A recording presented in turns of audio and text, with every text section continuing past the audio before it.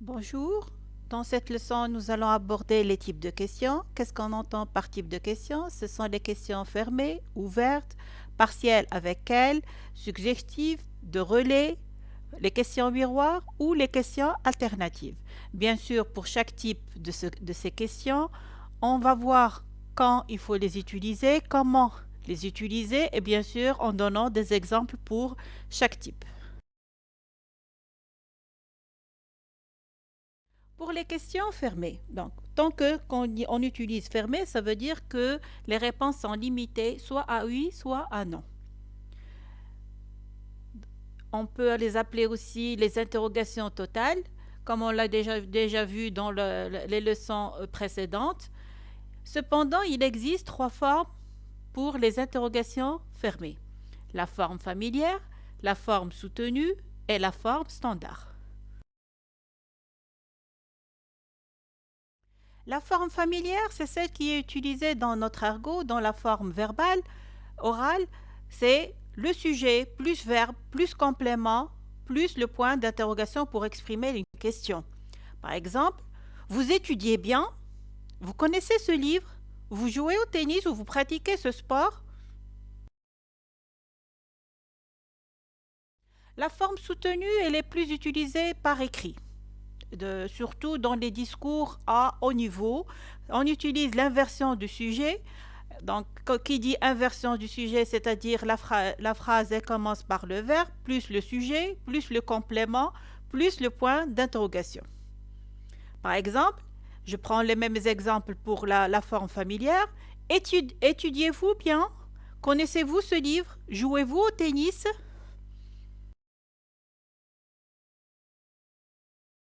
La forme standard, on peut l'appeler aussi la forme courante, c'est-à-dire on utilise ici est-ce que. Donc, comment est constitué ce type d'interrogation? Par est-ce que plus le sujet, plus le verbe, plus le complément, plus le point d'interrogation. Par exemple, est-ce que vous étudiez bien? Est-ce que vous connaissez ce livre? Est-ce que vous jouez au tennis? Donc, bien sûr, pour tous ces genres de questions, la réponse ça va être soit oui, soit non.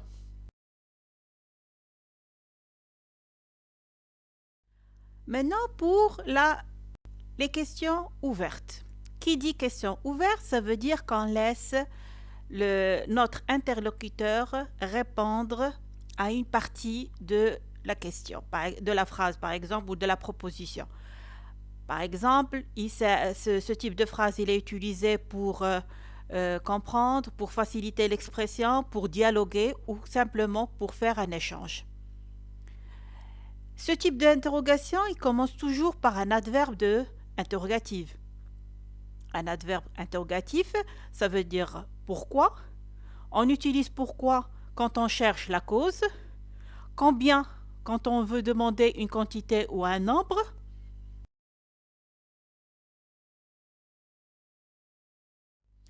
comment bien sûr c'est pour chercher la manière des choses ou pour chercher le lieu et quand bien sûr pour le temps. La phrase interrogative, elle peut commencer aussi par un adjectif ou un pronom interrogatif. Par exemple, quel, quoi ou qui. Donc, les questions ouvertes, elles servent à obtenir une information nouvelle.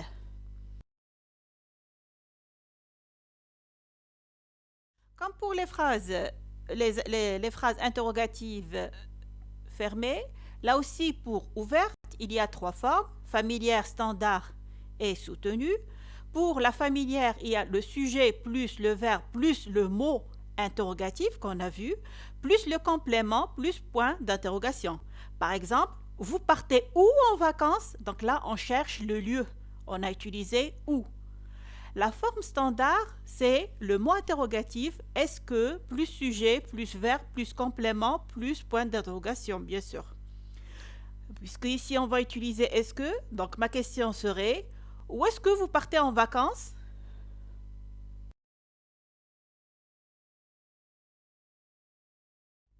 Pour la forme soutenue, on utilise le mot interrogatif plus le verbe et le sujet, c'est-à-dire on utilise l'inversion du sujet plus le complément plus point d'interrogation.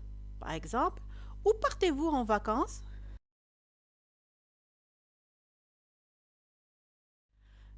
Maintenant, pour les questions partielles avec quelle.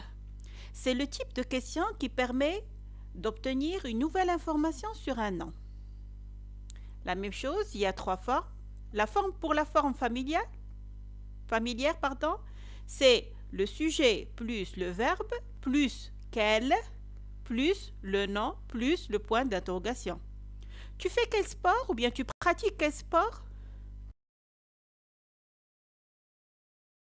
Pour la forme standard, c'est bien sûr là on introduit est-ce que, donc ça serait quel plus le nom plus est-ce que plus le sujet plus le verbe plus le point d'interrogation. Quel sport est-ce que tu fais?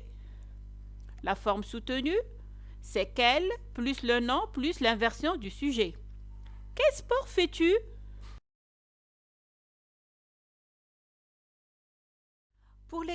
Pour les questions suggestives, normalement, c'est le genre de questions à éviter de préférence parce qu'ils cherchent à influencer la réponse et mettre l'interlocuteur vers le chemin de oui. Elles tendent d'une certaine manière à faire une influence sur la réponse. Par exemple, d'après vous, est-ce que ce questionnaire est bien rédigé? En fait, la question sous-entend que le sondage est de qualité puisque vous y répondez, bien sûr.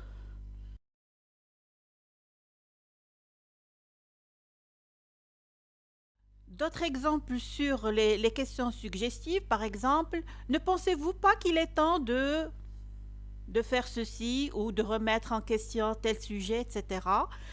Pourquoi l'appréciez-vous? C'est clair.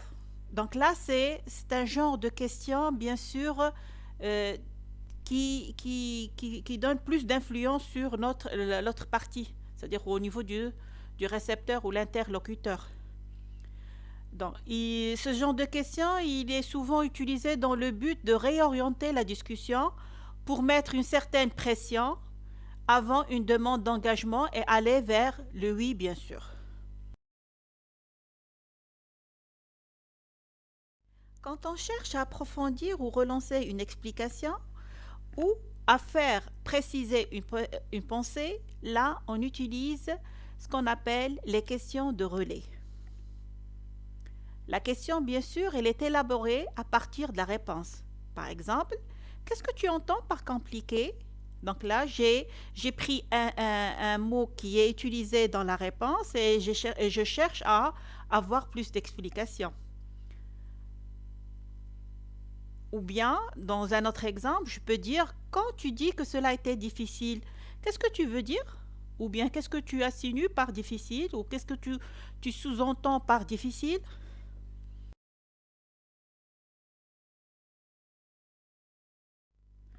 Quand on cherche à approfondir le dialogue ou à faire parler notre interlocuteur sur ses affirmations ou bien ses propos, là, on utilise les questions, qu'on appelle les questions miroirs.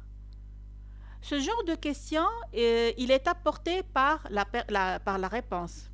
Par exemple, j'ai trouvé cette problématique compliquée. Compliquée? Donc là, je cherche à avoir plus de renseignements de la part de mon interlocuteur sur un mot qu'il a utilisé dans son affirmation.